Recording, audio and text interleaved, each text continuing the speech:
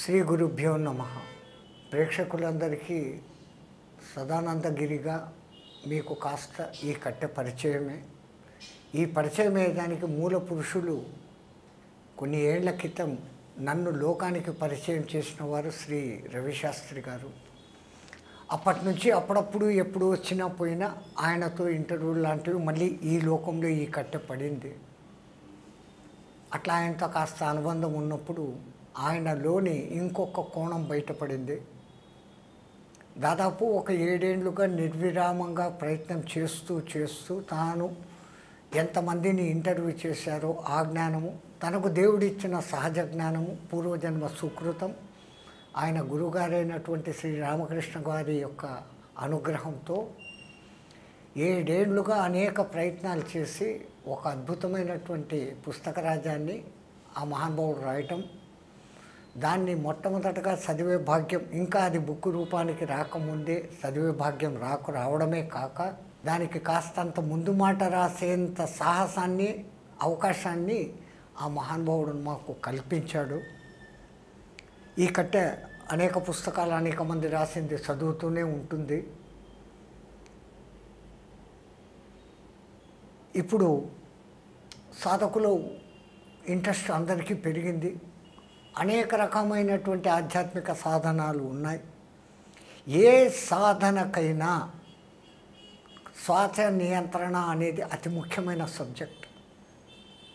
మరి ఆ శ్వాస గురించిన ధ్యాస పెట్టండి అని ఒకళ్ళు అంటారు, శ్వాసను ఈ విధంగా కుంభించి ఈ విధంగా తీయండి అని ఒకళ్ళు అంటారు, శ్వాసను పై చక్రాలలోనే ఆడించండి అని ఒకళ్ళు అంటారు.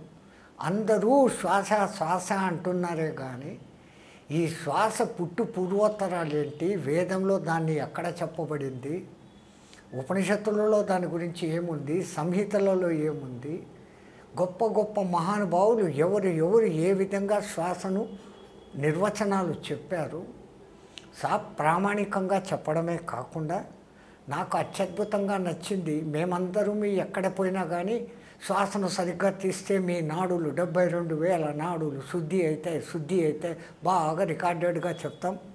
ఆ 72,000 నాడులలో మరీ ముఖ్యంగా 101 నాడులు అంటాం, వాటిలో మళ్ళా 11 నాడులు అంటాం, మళ్ళా వాటిలో 3 అంటాం, 1 అంటాం. ఇన్ని చెప్పి వీటిలో బహుశా మేము పింగళ నాడుల గురించి ఇంకొంచెం బాగా శాస్త్రజ్ఞానం ఉన్నవాడైతే కనుక మహా అయితే 10 నాడులు, చెవులకు ఉపయోగేటివి, హస్తి జిహ్వ లాంటి నాడులు, వీటి గురించి మేము ఒక 10 నాడుల గురించి అయితే చెప్పగలము. అంతకుమించి ఎక్కడా ఎవరు మొత్తం ఉన్న 72,000 నాడుల గురించి ఎవరు చెప్పే ప్రసక్తి లేదు.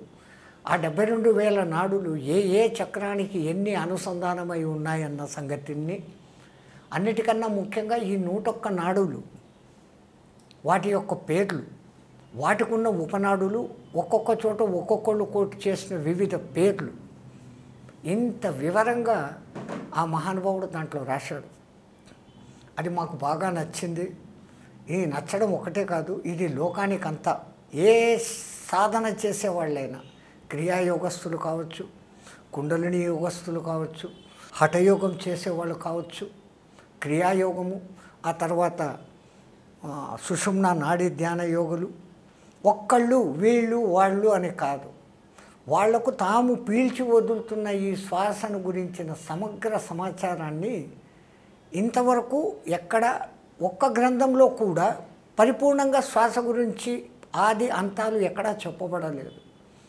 ఎన్నో గ్రంథాలు శోధించి వాటిలో నుంచి ఇచ్చిన కొటేషన్లన్నిటి సారాన్ని పిండినప్పుడు వచ్చిందే శ్రీ రవిశాస్త్రి గారు రాసిన శ్వాస అనే ఒక అద్భుతమైన పుస్తకం.